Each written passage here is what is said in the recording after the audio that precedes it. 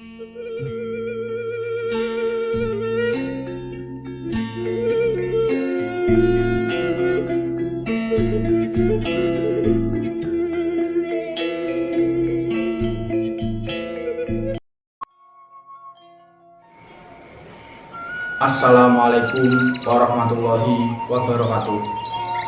Sugeng enjang dumateng Bapak Kepala Sekolah SMA Negeri 1 Panggul, Bapak lan Ibu Guru SMA Negeri 1 Panggul, lan dumateng kanca-kanca sedaya ingkang kula tresnani.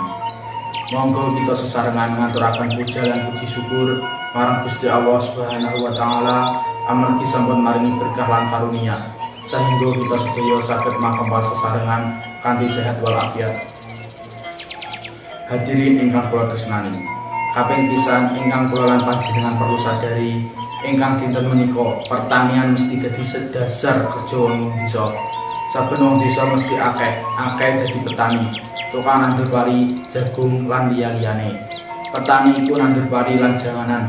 Pari dadi sego sing saben dinane dadi panganan pokok manungsa, janganan dadi panganan tambahan yen dimasak bisa dadi panganan kang lawuh. Nanging jaman saiki wong-wong nyepelkake petani, padahal ing dunya pertanian, petani iku jasane akeh banget. Yen petani ora ana, wong-wong bakal kebingungan bahan pangan, apa sing arep dipangan saiki lan besok. Nanging sejatine wong-wong ora ngerti ngerkosane dadi petani. Yen wis wayah tandur, repote macul sampe lali wayah sore. Yen wis wayah panen, kekosane ngurusi pari sing dipangan loreng. Saben dina mikir oben gawe nyemprot pari ampeh ora gagal panen. Yen wis panen, repote mepe pari yen wayah udan. Sampai ninggalake kerjaan liyane ben parine bisa ndang garing.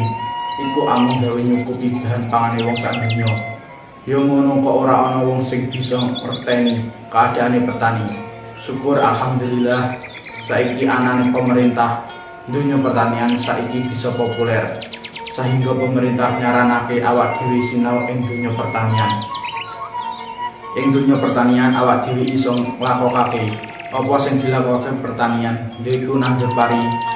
Donga pertanian manfaate akeh kanggo awak dhewe ing saben taun. Amarga akeh manfaat pertanian, mula saiki wong-wong sing sinau marang pertanian iku yen dilakokake seru banget. Kan manfaate yo akeh banget. Yo bisa nandur pari lan liya-liyane, bisa ngerteni rasane pertanian lan paling apik duwe pengalaman marang dunia pertanian. Amarga iku ayo awak dhewe sinau ing dunia pertanian.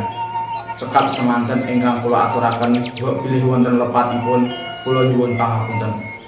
Assalamualaikum warahmatullahi wabarakatuh.